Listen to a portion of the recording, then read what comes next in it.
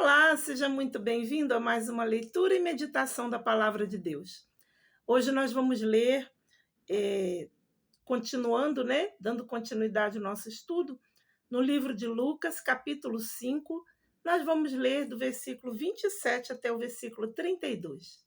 Já pegou a sua Bíblia? Busca lá. Vamos ler juntos? Lucas 5, 27. A vocação de Levi. E depois disto saiu e viu um publicano chamado Levi assentado na recebedoria e disse-lhe: Segue-me. E ele, deixando tudo, levantou-se e o seguiu. E fez-lhe Levi um grande banquete em sua casa, e havia ali uma grande multidão de publicanos e outros que estavam com eles à mesa. E os escribas deles e os fariseus murmuravam contra os seus discípulos, dizendo: Por que comeis e bebeis com publicanos e pecadores? E Jesus respondendo disse-lhes: Não necessitam de médico aqueles que estão sãos, mas sim os que estão enfermos. Eu não vim chamar os justos, mas sim os pecadores ao arrependimento. Amém? Somente até aqui. Então, o versículo 32, Jesus encerra dizendo: Eu não vim chamar os justos, mas sim os pecadores ao arrependimento. Muito forte essa passagem, né? Vamos meditar? Eu tenho aqui uma Bíblia de estudos, eu vou ler um comentário e depois nós vamos meditar um pouco sobre a passagem, sobre esse comentário. O Senhor Jesus não podia fazer nada pelos escribas e pelos fariseus, que se declaravam justos, mas podia libertar e salvar as pessoas que se consideravam perdidas. Os religiosos estavam satisfeitos com as suas obras e com os seus esforços, e por isso se consideravam dignos do reino dos céus. Aquele que não está consciente da sua injustiça e do seu pecado se julga tão perfeito que acredita não haver motivos para se arrepender. Porém, o próprio apóstolo Paulo, mesmo sendo convertido, se sentia miserável diante da santidade de Deus. Isso está lá em Romanos, capítulo 7, versículo 24.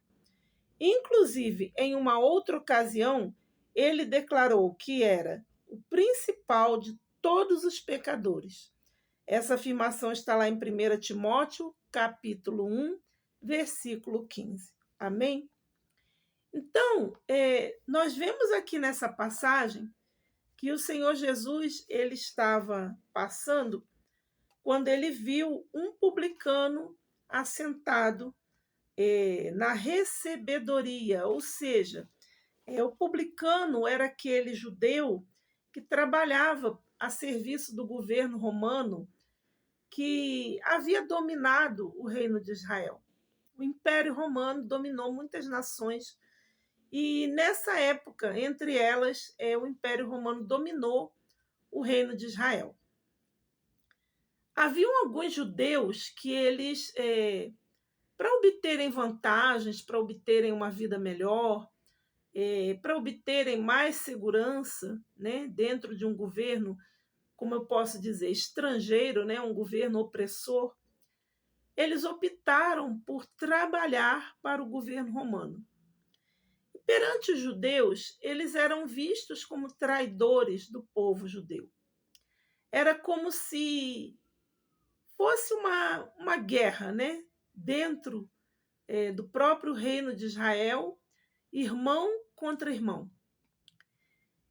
E ali nós vemos que o Senhor Jesus, ele passou e ele chamou Levi, né? Ele chamou, ele disse, segue-me, né? Ele não falou muito, não. Ele só olhou para Levi e disse, vem e me segue. E nós vemos também que, como resposta ao Senhor Jesus, Levi largou tudo e o seguiu. E não apenas isso, como naquela noite, Levi quis homenagear ao Senhor Jesus, e creio também, eu acho que ele quis fazer um jantar de despedida, né? Da vida velha para a vida nova, para que todos ficassem sabendo que agora em diante ele era um discípulo do Senhor Jesus. Então ele deu um jantar. E pelo que a gente depreende da passagem, ele era uma pessoa de posses, né? Ele tinha condições financeiras, porque os cobradores de impostos, eles estavam, né, num alto escalão da sociedade. Imagina, ele cobrava impostos do próprio povo, né? Era como se ele trabalhasse para o governo opressor e estivesse do lado do opressor contra o seu próprio povo. Então, por isso, né, os publicanos eles eram tidos como traidores do povo judeu. Eles não eram contados, eles não eram considerados como pessoas que eram dignas do reino de Deus. E o Senhor Jesus veio para mudar essa história. O Senhor Jesus ele veio para mudar todos esses conceitos. E conforme o Senhor Jesus escolheu Levi e chamou Levi e ele aceitou o chamado, eu creio que isso levantou muita crítica da parte do povo judeu. Eu creio que muitas pessoas começaram a colocar sob dúvida a idoneidade do ministério do Senhor Jesus.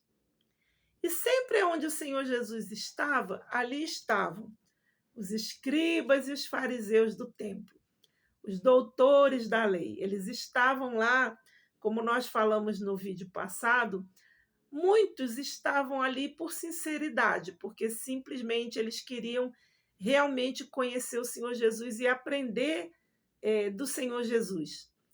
Porém, muitos outros estavam ali fazendo, como eu posso dizer, uma mera investigação, né? Estavam ali simplesmente para investigar o que estava acontecendo, por curiosidade. Nesse momento surgiram as críticas. Porque, como Levi era publicano, é lógico que ele convidasse os seus amigos, e a mesa estava repleta de publicanos, ou seja, a mesa estava repleta de cobradores de impostos. E, nesse momento, esses líderes religiosos, eles se indignaram e eles questionaram o Senhor Jesus. Eles disseram: como é possível que esse homem que se diz da parte de Deus, ele esteja sentado numa mesa com publicanos pecadores? E ali o Senhor Jesus, né, que já conhecia o íntimo de cada um, e muito mais o íntimo deles, dos fariseus, dos doutores da lei, né, que se diziam doutores da lei, o Senhor Jesus explicou para eles, né? E nessa explicação, todos nós estamos beneficiados, porque o Senhor Jesus ele disse assim: eu não vim chamar os justos, não vim. Então, como diz aqui o nosso comentário, o Senhor Jesus dificilmente poderia salvar um fariseu, dificilmente ele poderia salvar um doutor da lei, né? Por quê? Porque eles se julgavam melhores do que os outros. Eles se julgavam bons demais. Eles se julgavam pessoas tão perfeitas que assim eles já eram não apenas merecedores, como se eles viviam e se impunham perante a sociedade como se eles já fizessem parte do reino dos céus. Muito forte isso, né?